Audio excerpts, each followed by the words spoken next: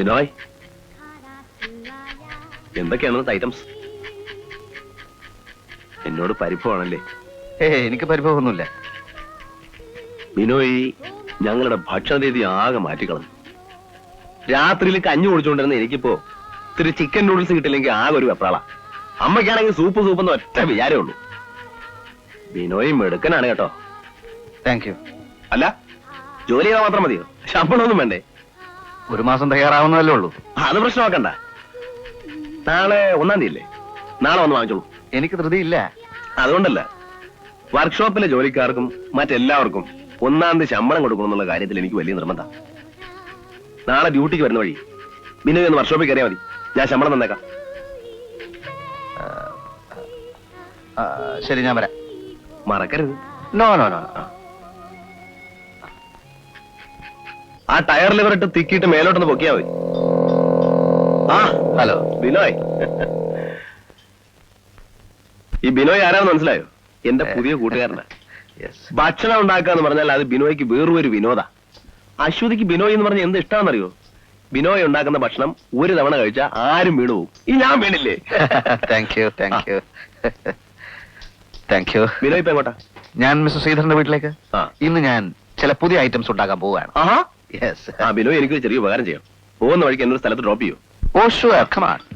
ഞാൻ പറയട്ടാ.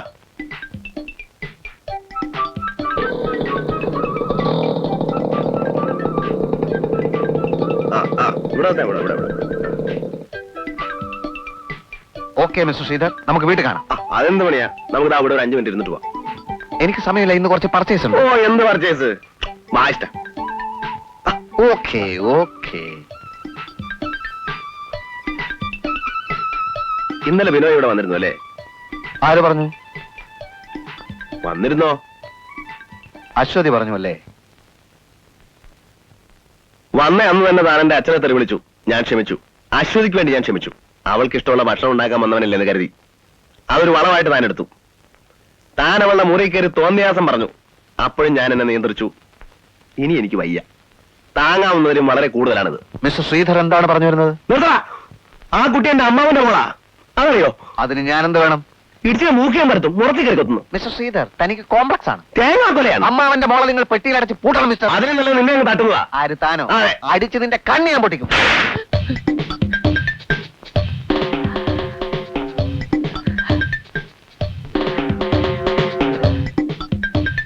എന്റെ അടുത്ത് അടുക്കരുത്. ഞാൻ പെശകാണ്. ഞാൻ പെശകാണ്. അടുക്കരുത്. അടുക്കരുത്. പെശക.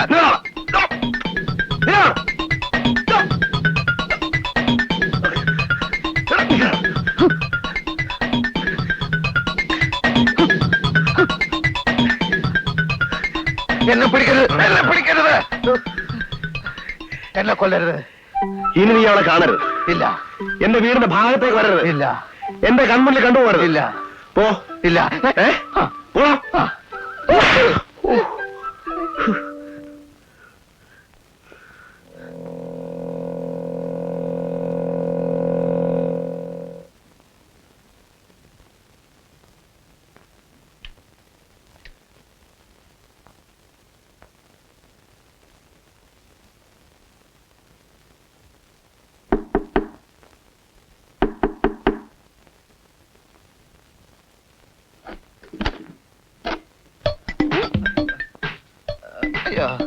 അമ്മ ഇവിടെ തനിച്ചുള്ളൂ?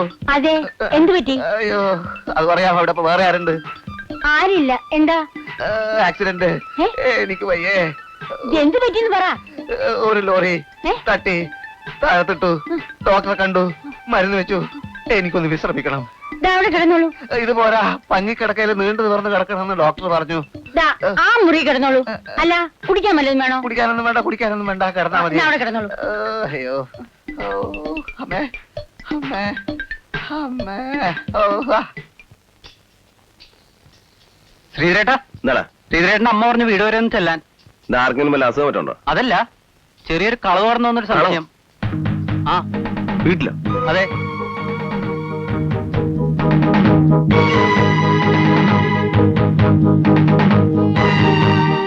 നേരെ പോലീസ് സ്റ്റേഷനിലേക്ക് പോ. 2.5 പവന്റെ മാലയും കൊണ്ട് ആ ചൈനാക്കളം കടന്നു. 2.5 പവനോ? നിന്റെ വർക്കിച്ചനല്ലേ അവനെ ഇങ്ങോട്ട് അയച്ചത്? അയാളോട് ചെന്ന് പറ അവനെ പിടിക്കാൻ. അമ്മ ശ്രദ്ധിക്കാഞ്ഞിട്ടല്ലേ? ദേ, എന്നെ കൊണ്ടൊന്നും പറയിപ്പിക്കണ്ട. അവന്റെ തൊപ്പിയും പത്രാസും കണ്ട ആരെങ്കിലും സംശയിക്കോ അവൻ ഈ പണി ചെയ്യുന്നു? മോട്ടോർ സൈക്കിളിൽ നിന്ന് വീണു, കുറച്ചു നേരം ഒന്ന് കിടക്കണമെന്ന് പറഞ്ഞപ്പോ ഞാൻ വിചാരിച്ചു നേരായിരിക്കുന്നു. ഞാനങ്ങ് അടുക്കളയിലായിരുന്നു. 1/2 മണിക്കൂർ കഴിഞ്ഞ് എന്തോ എടുക്കാൻ മുറിയിൽ ചെന്ന് നോക്കിയപ്പം അവനവിടെ ഇല്ല. പുറത്തു വന്ന് നോക്കിയപ്പോ മോട്ടോർ സൈക്കിളും കാണാനില്ല. അപ്പോഴേ എനിക്ക് സംശയം തോന്നി. അലമാരി ചെന്ന് നോക്കിയപ്പം മാലയും കാണാനില്ല. ആ പെരും കളയെ പിടിച്ചു കെട്ടി കൈയും കാലും തല്ലി ഓടിക്കാൻ നീ ആ പോലീസ് എന്ന് പറ. ശ്രീധരേട്ടൻ അയാൾ താമസിക്കുന്ന സ്ഥലം അറിയോ? വർക്കിച്ചനറിയായിരിക്കും. അവനെ ഞാൻ പിടിച്ചോളാം. പോലീസിൽ പറഞ്ഞാ പിന്നെ എനിക്ക് അവന്റെ മോന്ത അടിച്ചിരിക്കാൻ പറ്റാതാവും.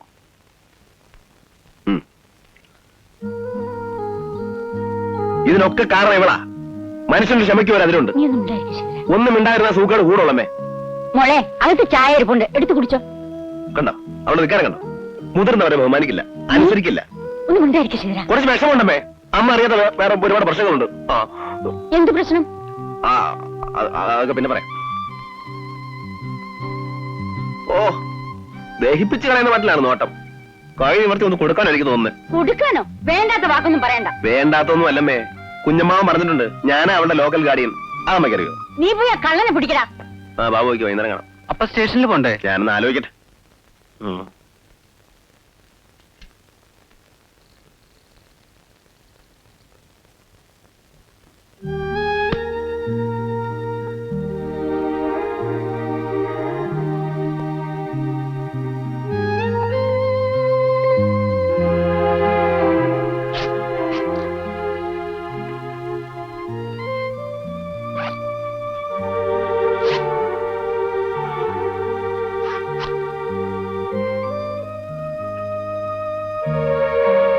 എവിടെ പോകുന്നു? പുറത്തേക്ക്. അതെവിടേക്കാന്നാ ചോദിച്ചത്? നാക്കില്ലേ? കുറച്ച് ഷോപ്പിംഗ് ഉണ്ട്. ഇതുവരെ കഴിഞ്ഞിടത്തോളം ഷോപ്പിംഗ് ഒക്കെ മതി. ഈ തറവാട്ടിലെ പെൺകുട്ടികളാരും ഇങ്ങനെ തോന്നിയ പോലെ ഊരി ചുറ്റി നടക്കാറില്ല. മനസ്സിലായില്ല. അല്ല, ഒക്കെ എന്റെ തകരാറാ. ഭക്ഷണം പിടിക്കുന്നില്ല എന്നറിഞ്ഞപ്പോ ആ തെണ്ടിയെ വിളിച്ചകത്ത് കയറ്റി. അവൻ ആവശ്യമില്ലാത്ത സ്വാതന്ത്ര്യം കൊടുത്തു. ഇപ്പൊ എന്തായി? 2.5 പവന്റെ മാല എങ്ങോട്ടുണ്ട് അവനങ്ങ് പോയി. ദേ ഒരു കാര്യം ഞാൻ പറഞ്ഞേക്കാം. ഇനി അവനെ കാണുകയോ സംസാരിക്കുകയോ ചെയ്യരുത്. കുറെ ഞാൻ ക്ഷമിച്ചു. ഇനിയത് പറ്റില്ല. ആളുകൾ എന്തൊക്കെയാ പറയുന്നറിയോ? ആ അലവലാതി കൂടെ നീ ബീച്ചിൽ കറങ്ങി നടക്ക. ഓ, അത് ശരി. അങ്ങനെ എന്റെ കാര്യത്തിൽ നിങ്ങൾ മാത്രമല്ല നാട്ടുകാരും ഇടപെട്ടു തുടങ്ങി. തുടങ്ങി. ഈ തറവാട്ടിൽ ഒരു പെൺകുട്ടി ചീത്തയായി പോകുന്നതില് നാട്ടുകാർക്ക് ഒത്തിരി വിഷമമുണ്ട്. അപ്പോ ഞാൻ ചീത്തയാവാൻ തുടങ്ങിയെന്ന് ഉറപ്പിച്ചു അല്ലേ? അങ്ങനെ ചീത്തയാവാൻ ഞാൻ സമ്മതിച്ചിട്ട് വേണ്ടേ? നിങ്ങളുടെ സമ്മതം ഞാൻ ചോദിച്ചിട്ട് വേണ്ടേ? അശ്വതി, സൂക്ഷിച്ച് സംസാരിക്കണം. ശ്രീധരൻ വെറുതെ പെങ്കോതനല്ല. ഞാനാ നിന്റെ ലോക്കൽ ഗാർഡിയൻ. നിന്നെ നേർവഴിക്ക് നടത്താനുള്ള അധികാരം കുഞ്ഞമ്മാവൻ എനിക്കാ തന്നിട്ടുള്ളത്. അതറിയാമോ നിനക്ക്? അയ്യോ, അത് ഞാൻ അറിഞ്ഞില്ല.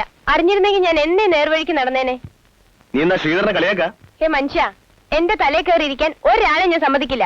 ഞാൻ വേണേൽ ഈ വീട്ടിൽ നിന്ന് ഇറങ്ങിപ്പോവാം. പക്ഷെ എന്നെ ആരും ഉപദേശിക്കുന്നതോ എന്റെ കാര്യത്തിൽ ഇടപെടുന്നതോ എനിക്ക് ഇഷ്ടമല്ല. മനസ്സിലായോ? മനസ്സിലായില്ല. മനസ്സിലാക്കാനോട്ട് ഉദ്ദേശമില്ല.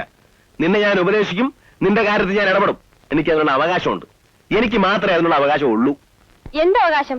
ഞാൻ നിങ്ങളുടെ വർക്ക്ഷോപ്പിലെ ശമ്പളക്കാരിയാണെന്ന് വിചാരിച്ചോ? അതിലും വലിയ അവകാശമുണ്ട്. നീ എന്റെ മുറപ്പെണ്ണ, അറിയോ? കുഞ്ഞമ്മാവൻ അത്രയ്ക്കാണ് നിർബന്ധിച്ചുകൊണ്ടാ ഞാൻ സമ്മതിച്ചത്. പഠിത്തം കഴിഞ്ഞ ഉടനെ പിന്നെ ഞാൻ കല്യാണം കഴിച്ചോളാം. അപ്പൊ അതായിരുന്നു ഉള്ളിലിരിപ്പ്. മനുഷ്യനായാൽ കുറച്ചൊക്കെ സ്വയബോധം വേണം. എന്റെ ഭർത്താവാകാൻ വന്നിരിക്കുന്ന ഒരാള് വിദ്യാഭ്യാസം ഉണ്ടോ നിങ്ങൾക്ക്? അന്തസ്സായി ഒരാളോട് പെരുമാറാൻ അറിയോ? ഇത്രയും പ്രായമുള്ള നിങ്ങൾക്ക് എന്നോട് ഇങ്ങനെയൊക്കെ സംസാരിക്കാൻ നാണാവില്ലേ? കല്യാണം പോലും.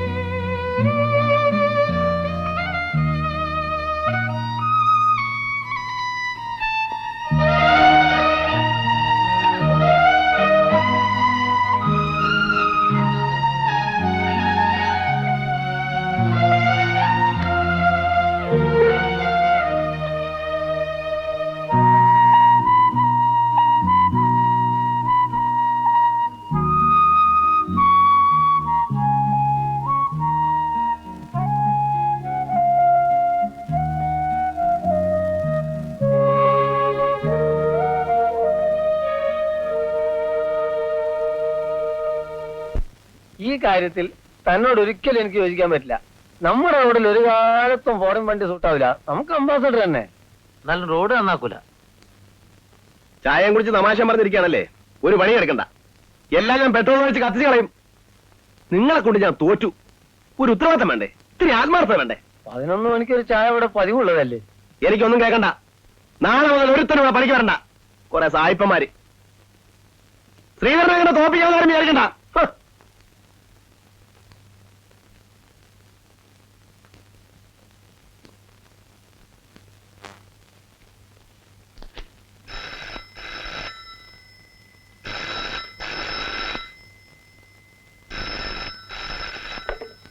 ഹലോ, ആരാണ്? അല്ല, പ്രോംപ്റ്റ് വോട്ടേഴ്സ് അല്ല, താലൂക്ക് ഓഫീസാണ്.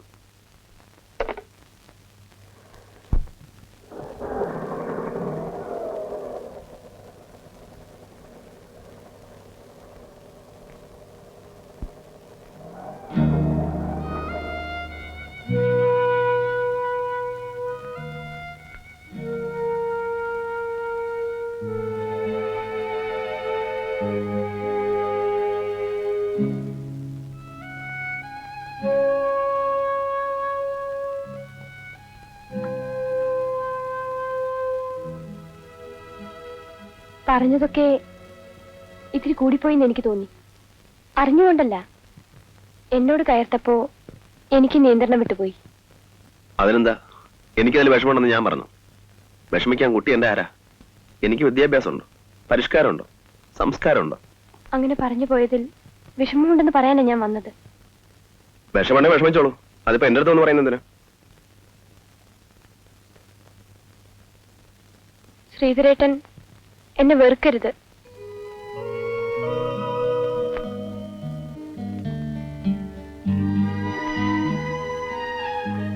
എന്താ ആലോചിക്കുന്നത്?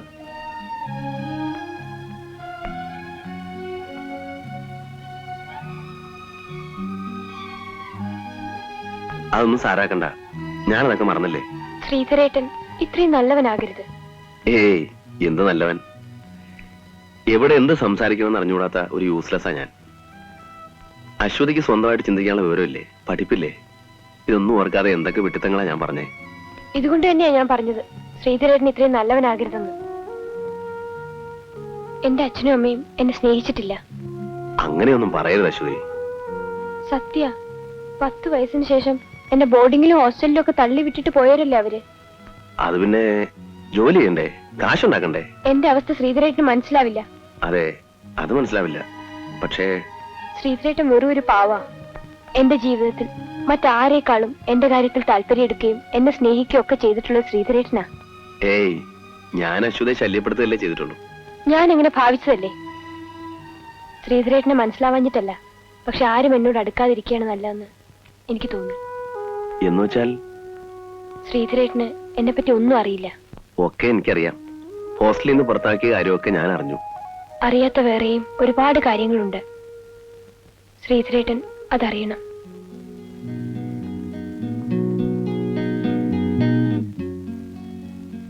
സ്നേഹവും വാത്സല്യവും ഒക്കെ അനുഭവിക്കേണ്ട പ്രായത്തിൽ ഞാൻ ഒറ്റയ്ക്കായിരുന്നു.